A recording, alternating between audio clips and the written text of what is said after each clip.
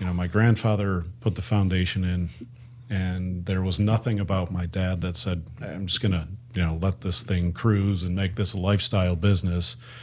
He talks how we're competitive. He wanted to win. He wanted to beat us at golf 2 weeks ago. First time in a long time. So, Hurts, doesn't it? I think I was a teenager. It's not just the money side of it. It is, how can we accentuate these core values even to another level, and ultimately for us to be successful, that's what we have to do. It can't just be here. It needs to be something that's scalable. It needs to be something that we take everywhere. For your own safety, you are reminded to stand behind the yellow line.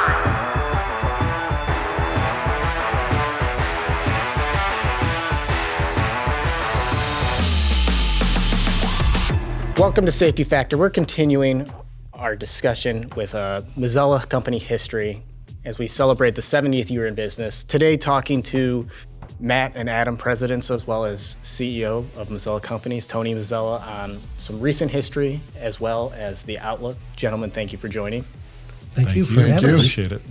Last episode, we talked about some of Tony's earliest memories of his dad. So I'm wondering, what were some of your memories that you have of your grandfather coming up in the business before you started? What were some early memories? Coming in on Saturday mornings, doing the mail with Grandpa, him, whether here or at the house, showing you how to tie a knot, and just kind of not knowing even what the business was, but him kind of going here's how this goes together, and showing you how to splice wire rope, braid wire rope, how to do various knots in their basement. Just kind of cool stuff like that. I guess the didn't really look at it as this back then, but definitively proud that he was able to create something seeing what he had left for his son and seeing what he had done with it even to that point. I mean, I think is something I look back and say, man, he lived the American dream. You know what I mean? So. Oh, yeah. No, so it's funny when you bring it up. I always think about the change in his pocket when he was walking by, and anywhere you'd hear the change always. And now you got the key man over here who brings his keys, and everybody knows he's coming. So you guys got to figure out what you're going to do. Yeah. He has no idea what any of those keys are for, by the way. Yeah. It's great. But there's probably, 150 on that keychain? Not that many. Keeps me in shape. Oh, yeah. Keys to all the rooms, just in case. Yes. Everywhere, all the locations. Yeah. So, but yeah, that was always a great memory of my grandfather. As Adam said, he taught you everything always. And, one of the base lessons that I always find that's there is never be afraid, try it. And, I'm still to this day, try it, learn, figure it out, and just continue going forward. So, everyone jokes around about how I just try random things and do it, and it turns out great. So it's fun. So I think we definitely get that from his side. And because I remember making tables out of reels and setting everything up down at Apple Valley, and just doing it all himself and having fun and teaching us and moving forward. So what are some of your core memories that you have? And Tony, feel free to jump in to give a little context to this, but some of the core memories you have of the business before you joined, or before you officially joined, I guess. Yes. I don't have memories from before they put me to work here. No. Kind of, you really were in that boat, to be honest. It was always fun. We made it fun working, growing up, making little assemblies, making, just rope assemblies, all that stuff. And so forever, but really the part that always stuck with me, and I've talked about this before, was, you always heard about their friends and, our friends do this. And as I got into the business, as I got older, their friends were were really the customers and people that they served and worked and cared about. So I think that's something that my dad's carried on, and I think that's something that is close to my heart as we continue to go forward with our customers. Were there any milestones that you remember for the company before you started? His Maybe 40th not birthday. before I started. Yeah, his 40th birthday. I mean, I still remember that like vividly. I had a surprise birthday party for him. You know, we had Kevin brought the entertainment. yeah. So everybody got a shirt. We, the boys, my brothers and I got my dad his 40 shirt. I think. Do you still have yours? I don't. But I have mine. Actually left it. How's it it. I left it at one of my buddies' It's a skinny houses shirt day. 25 years ago, and he works for the business now, and I'm pretty sure he has the shirt. So, Yeah. No, that was a great memory. The old shrimp oils. But I would say like the real turning point when I realized that, the business was growing and everything like that was when we actually moved into aerospace.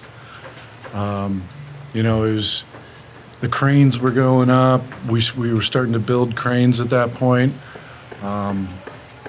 We were always a wire rope shop, chain shop before that. We move in here, we put up a 7.5 ton crane, and that was an interesting story too. But we were, I think it was Adam and I, were helping install the lights here and hooking them up and all that, and we had the lift up in the air and running around, putting up the racks. But I mean, really, when we moved in here, it was the company really started, in my mind, to take a different form and go into a different direction. So Yeah, as every time we've expanded and moved, it wasn't like we had all the business to fill up the space. I mean, we moved from what was the equivalent of, probably a little less than 50,000 square feet to where we moved here, and it was a little bit under 100 originally, and we had to find ways to make it pay off, just like we did when we moved in '82 to Brook Park, and so that was always the next challenge. And actually, the month before we moved in here is when we really got in the crane business. We bought crane builders in December, and we moved in here in January, and that kind of propelled us. We had to, it was a big commitment. So, what influenced the decision, or what led you to the decision to buy a crane business and move into the overhead crane manufacturing industry? Well, so in 1995, we had this guy named Pete Ward that worked for us, and he joined to start our service business, and when you're in the service business, sometimes you get crane opportunities, and probably in 1997, 98, somewhere in there, we built our first stick cranes, and we built them for NASA, which was, a lot of requirements in that. And so we just built a few before we got here, but we knew that was a direction we wanted to go. Just so happened some people's relationships got us access to crane builders, and they wanted to sell, and we took advantage of it. And so it's kind of like we talk about the BHAGs once in a while. It's kind of like going into a new building, you got to find ways to make it pay. And I think that kind of takes the lid off, and you start thinking of things that you may not have thought about before. So that was probably the big leap. So Matt, you kind of answered this already, but Adam, maybe you can add some more. What made you realize that this company was moving from not just a small wire rope rigging shop, chain shop anymore, into what it's grown to today? Probably when I was in high school, college, started doing little pet projects, do asset tracking and things like that. So really what that entailed was, here's a list of assets, go compare that against what's actually there and identify things like that, what's actually not there. And it started being, go to Canton, go to Cincinnati, go to Detroit, go to Pittsburgh, and you're going, it didn't really have a concept of, at the time, Mazzella Wire Rope and Sling Company outside of Cleveland, Ohio. I mean, this is where we grew up. And really had no obligation to go really anywhere else. I mean, I'd been to Cincinnati maybe once or twice when my Uncle Jim was there. Went to Canton once or twice because we had family nearby there. And really started having to go around and it provided, some beer money in college. And, being able to continue to do this stuff, like, driving on the weekend, going and identifying everything and kind of reporting back and having work to do in between. And getting a idea of the scale is kind of where I started to pick up on, wow, this thing's big and growing and robust. Yeah, I've started to figure out it was a little bit bigger when you'd actually start to get in trouble for playing pranks and stuff like that. I remember growing up and being in the shop and messing with the guys, and they would come right back at you. My favorite one was when my brother Andy got lifted up on one of the hoists and sent down the entire track because he was sitting there shooting paper clips through a fan at the guys. All right. Rick Baldridge picked him up and sent him flying. It was great. So you can't do that anymore, but it was funny back then. So, but yeah, as we continued to grow and get bigger, we added more teammates, and just everyone still has fun, but in different ways. So how have your roles changed? Walk us through kind of your life in Mazzella. Where did you start, and what are the different roles that you've played within the company to arrive as presidents where you are now? So working summers, I still remember the worst summer of my life. I think I was 12 or 13 years old, and Rick Baldridge, another, Rick reference, which is probably not going to be the last. He's grinding on you. Oh, you can't do this. Oh, you're wimpy. And meanwhile, he's having you swedge, 12 years old. I'm swedging like 1 3/4 I wire rope slings. Like, you don't know any better. And he comes up to you after. He goes, yeah, normally we have a second guy help you put it into the swedger. And you're going, okay, So kind of going back to, sort of keeping it light and pranks, but, working in the rigging shop growing up, and kind of on again, off again as you kind of go through summers. Worked in crane service, again, talking about people messing with you. They go, hey, welcome to crane service. We need to make sure this runway's in plumb. Never had done anything like this in my life. You're 30 foot in air with a man lift, and they drop you off with a double lanyard, and they say, you need to scoot your ass all the way down this 200-foot runway holding a tape measure while we're on the other side with a man lift. And I did it. And they get done, and your butt's sore from straddling a runway. The butterflies still are there because you're 30 feet in the air going snap, snap, and unhooking and sliding.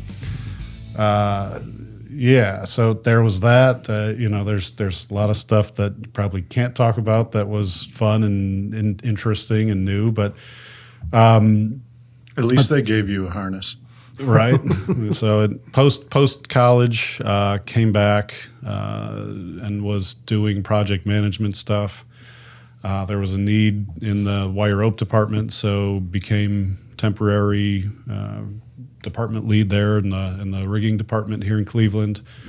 Went through Lean Six Sigma program, again, kind of continuing with the theme of lifelong learning.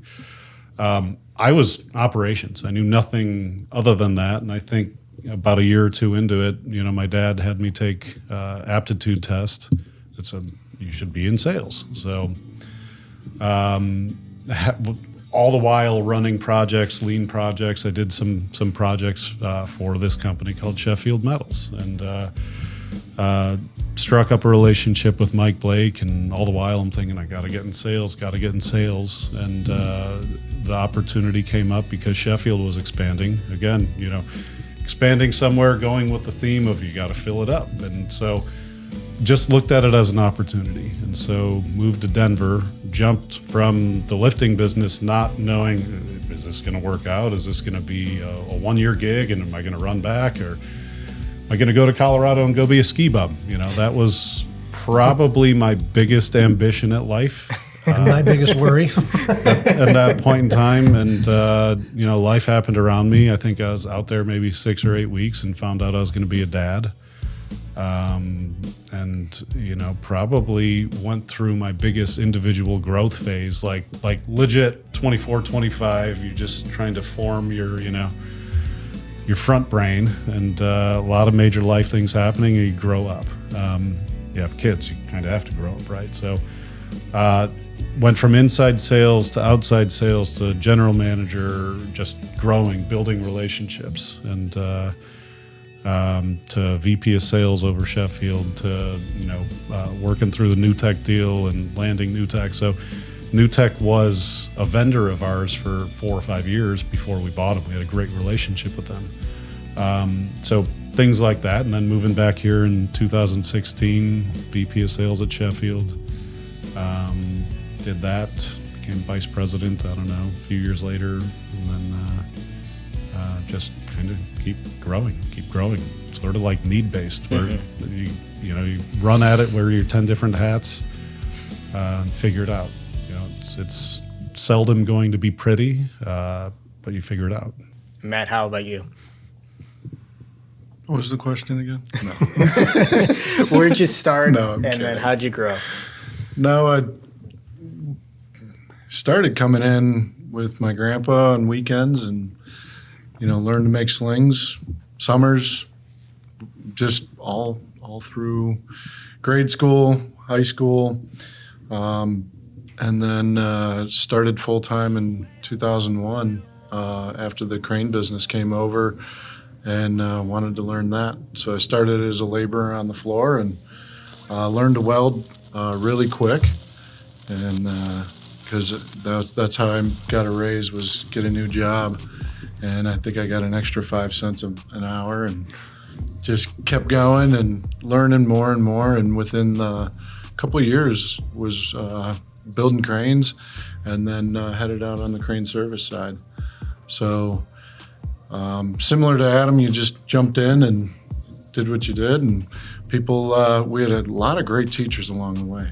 I mean, it's tough to name them all, but I mean, it's one of those, we have so many great people in the company who grabbed Adam, myself, and others and brought them up in the industry and taught them so much. As far as growing through the company, working on cranes for quite a few years, went to crane service, and then inside sales. Spent 2.5, 3 years inside sales with Al and that whole team. That was a lot of fun back then, because we were rapidly changing. It seemed that the business atmosphere was changing back then too. Companies were growing and being bought, and it was a lot of fun. So went through that, and then had the opportunity to go work for Bryden on one of their programs that at the time FKI was running. So had a lot of fun over there. Worked similar to Adam in the lean side. Worked with One of the unique things was the opportunity was actually in the UK. So it worked out good, because they our competitors probably didn't want a Mazzella working at Bryden in the local in the U.S. So that was an interesting thing. It was very interesting, because it really was, the opportunity was over there. So I got to spend a lot of time in the factories over there, learning how to manufacture wire rope, all the processes that go into it. You start to see that it's really a machine and how much care is taken on every single step to make one piece of wire rope.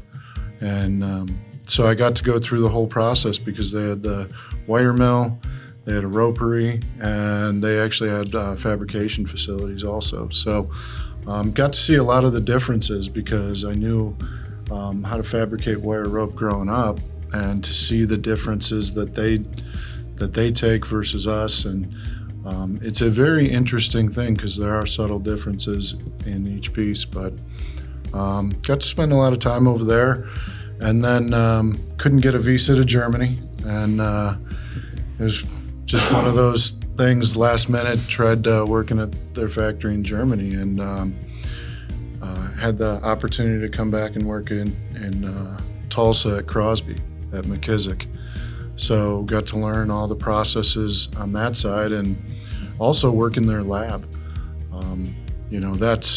It really reinforced my love for metallurgy and understanding different materials and hooks and why you do things differently, and really how different pieces and parts interact with one another. So the team down there was absolutely amazing. Took me in, taught me everything, showed me a lot of the different processes in forging, casting, testing of materials.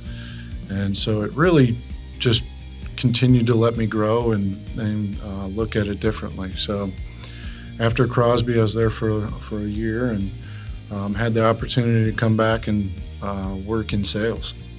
So came back in 2008, and that sucked. That was a very interesting time because you go out, work your butt off, think you're making some progress, and then people would disappear. Job sites would close. And coming back to the business, my dad spent a lot of time in the steel mill side, and I wanted to make my own mark to a certain extent, and so I started to pursue the construction side, and really struggled for the first year on the construction side because a lot of projects were getting canceled and not moving forward. And so I started to gravitate towards equipment, and gravitated towards cranes, crane ropes, and we developed a fun crane rope group that still exists today, and it's a very prominent thing we're proud of. And we work with the equipment owners and show that side. So it was the development of that, and so, but yeah, ran through it, and then got into engineered products. Actually ran Cincinnati first. Moved down to Cincinnati in sales because we needed some help down there on the sales side, and so ended up spending a lot of time in Cincinnati, but also traveling quite a bit to the wind farms in Oklahoma, Texas, and Indiana, just trying to learn equipment and that stuff. So it translated to running Cincinnati, and took over that branch, worked as a service manager for a little while, branch manager, and continued on. And when the opportunity came up to take over the crane side, I moved back home and took over our crane manufacturing, sales, and that side. And that was a lot of fun, learning from a lot of really good people, and continued that, and took over below the hook, and then really the engineered product side, and continued on the engineered product side up until recently, about a year and a half ago, took over as president. And Tony, how's it been for you to watch Matt and Adam start from making slings as children to, growing through all these different spaces within the company? Well, it's awesome, and really a dream come true. I mean, as any parent, you're proud to see your kids do great, but to have a business like this that can continue because of their commitment and their love for the same thing I cared about, it's big. So Adam, you talked about how you got into the metal side, but what made you want to go down that route and learn more about the metal side of the business and, get involved with that? I think a little bit of it. I think a few things. A little bit was going out on my own and kind of making my own path. There's it's not easy working in the business when ultimately your dad is the superstar of the business, and it's not to take anything away from it, but there's a lot of challenges growing up there, and ultimately trying to find your own way. And it's not that I was like, I got to go get into this metals business. There's a while there in college where I was like, hey, being an architect would be really cool. So design, construction, aesthetics, was always appealing to me, still is. And when I looked at what it would take to flip my major and get there, I said, nope, finance looks great. I still do like finance and finished that avenue, but it was always something of appeal. And whenever I'd ask about Sheffield, it was like, they do like gas station covers. They've got these like mega customers that are doing these monster military bases. And as you get into it, how the market and the business has changed, and how metal roofing, standing seam metal roofing is like crazy. Is like actually very acceptable, where before it was almost taboo to think of it as like a residential solution. So, so just being a part of that, and I'll put it this way, Matt said, tons of mentors along the way. That's sort of been it. I mean, I joke around. I was like, I don't have an original idea, but I love seeing what other people are doing, digging in and figuring it out, and really making it ours and taking a team approach to it. A lot of the mentors I've had were probably some of the toughest people that I had around me, but like going back for more. Because seeing that they had something that they're ready to give you. So, I could name a bunch of names, whether it be, Jim Mitchell, Mike Blake, Roger Gear. I mean, a lot of people that you go back and you go, I couldn't have done it without them.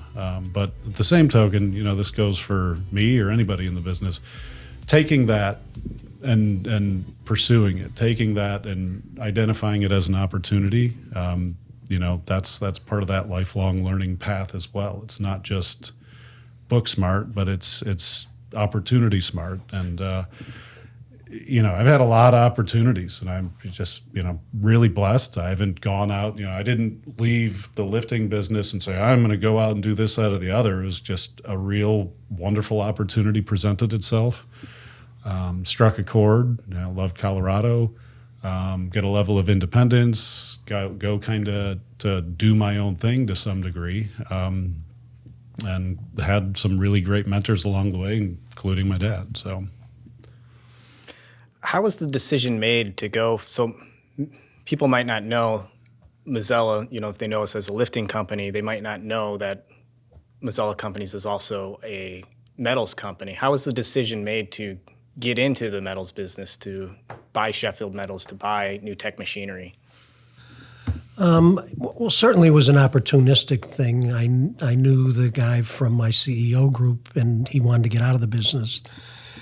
But I think it really goes back to all those seeds my dad planted in all of us, and in that, and my dad would say, "Hey, maybe this business isn't even going to exist in 10 years or 15 years," and you got to always be looking for things, new opportunities, and that. So I think that probably those were the seeds that when this came up, it was like a crazy opportunity, and it only came up because Bill was in my CEO group, and he had gone through a tough time, and came to the group and said he wanted to sell the business, and the group basically said to him, "You're crazy. You've gone through your tough time. Why would you do that?" And they said, "Why don't you hire a president?" And at the break of the meeting, I came to him and I said, "I got the perfect guy to be your president and run your business," and it was Mike Blake. I was friends with Mike. I knew his background in steel, in that. And he almost ignored me. And then about 2 weeks later, he gave me a call and says, hey, come to lunch and tell me about your guy. And when I got there, I said, let's go to lunch. He said, no, come in my office. He goes, I really don't want this business. He says, how about you buy it and bring your guy on to run it? And, through my connections, particularly with Greg Skoda at the time, I had developed a relationship with him the previous 2 years to that. And Greg was a deal guy. And, I went to Greg and said, how do we get this done? But I do not want to risk Mazzella. And it was Greg that was able to help put the package together that got us an independent bank, everything, so that we could not risk Mazzella at the time. And I was very fortunate, very blessed that it all worked out so well. So what are some of the characteristics that you admire in Matt, you admire in Adam, that, the light bulb kind of went off in your head that said, these guys can be the presidents of these companies? They're both very different in how they look at things and approach things. So in some ways you got to separate them. But I thought about that a little bit, and probably the thing, and that the word I'd use is they both have the grit to get it done. And as I thought about it, because you gave us the softball and tossed that question out a few days ago, a little bit, but that is a commonality of both of them. And when I think about people in the industry that was in my position and had family involved, neither of these guys are going to sit on the sidelines and just not be noticed. You know what I mean? One of the things that it registered to me related to this question, one of the, I'll say, proud moments is when we moved into a new school district. They went through the school and they were in, both of these guys were in football and my other two sons. And when they graduated, when Adam finally graduated and left about a year later, I got a letter. It was the best 6 years of his life. No. I get this letter from one of the teachers who really wasn't any one of their direct coaches, and it's a real nice letter, and I still have it in my desk. And basically it said, hey, your family, your boys changed the level of how people looked at competing. And it changed the school, the district, everything. And he said, well, a lot of people don't notice it, but I do, and I want to thank you for that. And that it was that grit that I think has always been in our family. And those are the I'll say the common things. And I also look at it as, hey, when I joined the company, we were, I was a 13th employee. Mm-hmm. This is a whole different game they've joined. And, I'll say sort of got thrown into, and, certainly everybody has to have some fear as they do it, but you also got to have some kahunas to say, I'm going to conquer this. I'm going to learn what I need to learn. And make, as they both said, make their own way. And I think that's the overall thing that's made a huge difference. And that's the difference between being able to go to that next generation is they had the care and, I'll just say the experience that my dad imparted on them and the importance of that and the pride and that. So that all came with it, but they also had the grit that said, hey, it's not easy. There's nothing easy about running the business. There's nothing easy about growing the business. And there's absolutely nothing easy about being family in the business. And all that being said, it's okay, Dad. all that being said, it's we're in a good spot. Are there any milestones or highlights from their career that kind of stick out in your mind? Yeah, I'd say, I'll start with Matt. I think, his gravitation to the technical side. I mean, he's got, anybody that knows Matt, he's got this crazy engineering mind and that An emphasis on crazy. I was going to say, you got away with calling me crazy. Appreciate it. Crazy engineering mind that, only certain people have. I mean, you can go to engineering school and that, but he's got this crazy mind of understanding how everything goes together and how it doesn't work well and how when it does work well and all that. And it's something I have some mechanical aptitude, but that's a whole different world that sometimes I look at and go, where the hell's that from? But I had a grandpa. My grandpa was that way. He was a great inventor and mind like that. So that's a piece. I think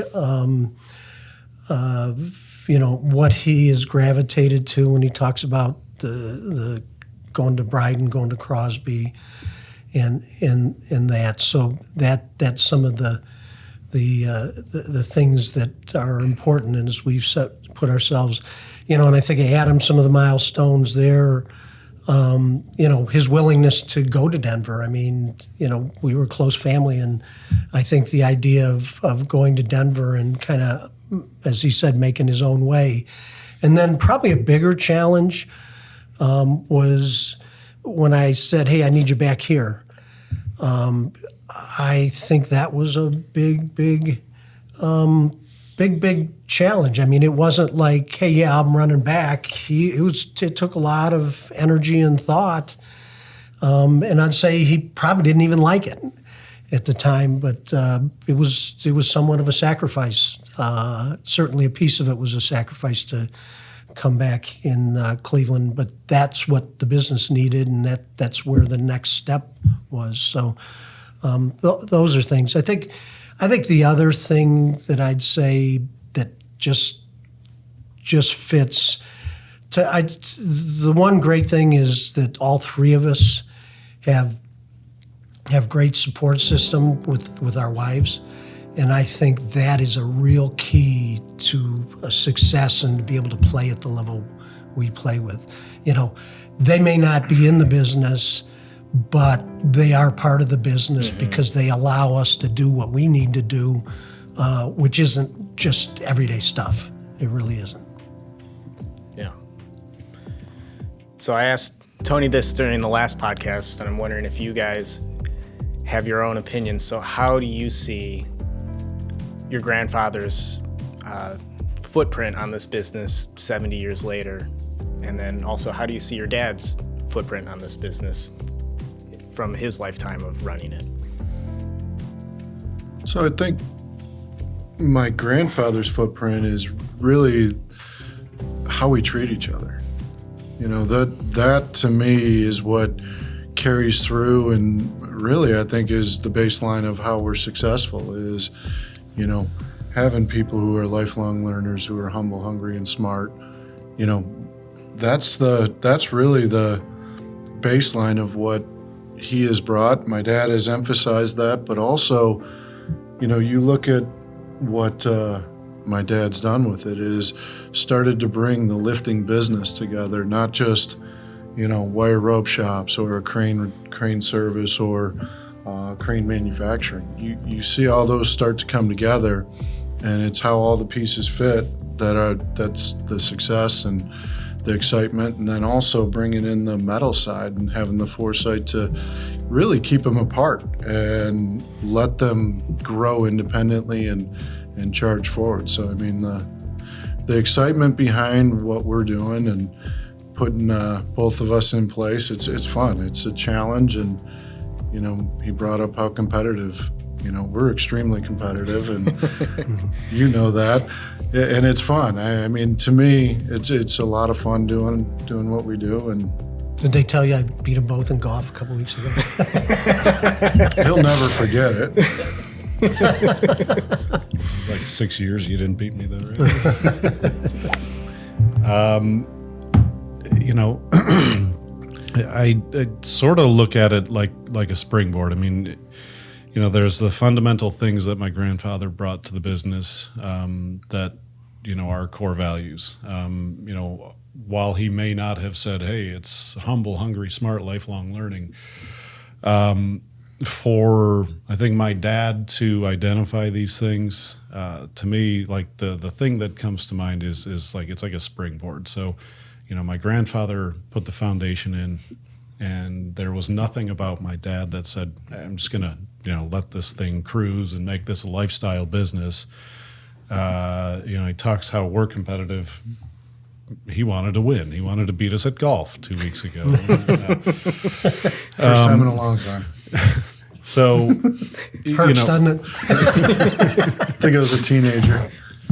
So I look at it as something that can springboard you. You know, if you have, you know, $1 million business, how big can you go and pursue it, and how great of a business can you make it? And it's not just the money side of it. It is, you know, how can we accentuate these core values even to another level, and ultimately for us to be successful, that's what we have to do. It can't just be here. It needs to be something that's scalable. It needs to be something that we take everywhere. And, you know, ultimately, you know, seeing the work ethic, you know, I don't know that I ever really, my grandfather's work ethic, I don't know that I ever really got to see that, other than, you know, the man lived and breathed wire rope, and this industry. And I think, you know, seeing my dad, you know, with seeing his work ethic firsthand, and understanding that kind of whatever it takes, wherever you got to go for whatever it takes, I think those are some of the things that, you know, allow us to you know, understand these things that we need to do to go solve that problem or this problem, or distill these core values everywhere. So what's the future look like? What are some of the biggest opportunities on the lifting side of the business? What are some of the biggest opportunities on the metal side of the business? So the biggest opportunities on the metal side are, no. Please tell me. Many a crystal balls have been shattered on this question. So. Yeah, you know, I think it's continuing to embrace and march down the path. I mean, we've been consistently growing and consistently, you know, adding teammates, and a lot of great people are around, and we're excited to continue to grow and support the industry and move forward. So, you know, very excited for where we're headed. You know, a lot of the branches are starting to work together and bring the business together, and that's what's fun about it, is seeing how all the teammates are interacting and how the different pieces and parts work together. Yeah, I think that we have something that I don't think anybody else has. The opportunity we have to pull it off. We will. They will. So. Yeah, I mean, ultimately the vision is to kind of continue to build a nationwide network and see how far beyond you can from the coil supply side.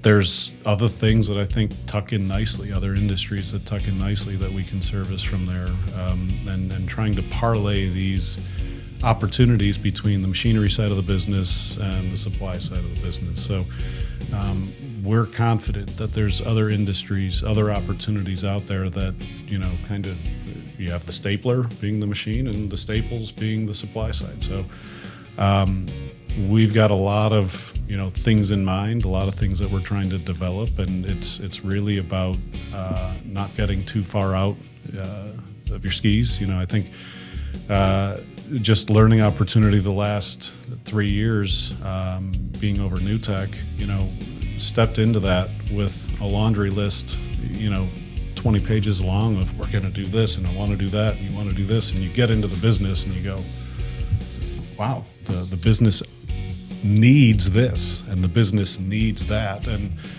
being able to identify these things that the business needs ahead of your wants and fixing those things, and finally over the last year being able to start getting into, okay, hey, we want to do this, and this is who we want to portray ourselves as. So that's exciting. That's like the game of business, and kind of figuring out how you can make that dynamic work, and taking the lessons you learn at Sheffield and New Tech and the lifting business, and taking that elsewhere. So I think on the metal side, just that uniqueness of, being the metal supplier, but also having the premier roll forming equipment, and what else can we do with either in both of those, either together and apart. And there's opportunities because of that uniqueness of being together that I think Adam's identified a lot, and we're going to run at those. Thank you guys for joining. I appreciate it. If you're looking to learn more about lifting and rigging, or if you're looking to learn more about metal roofing, you can check out our learning centers at MazzellaCompanies.com, SheffieldMetals.com, as well as NewTechMachinery.com. We have tons of articles, videos, podcasts, tons of stuff for you to learn from. You can find Safety Factor wherever you listen to your podcasts, or you can watch it on the Lifting and Rigging channel on YouTube. Thanks for listening. Stay safe out there.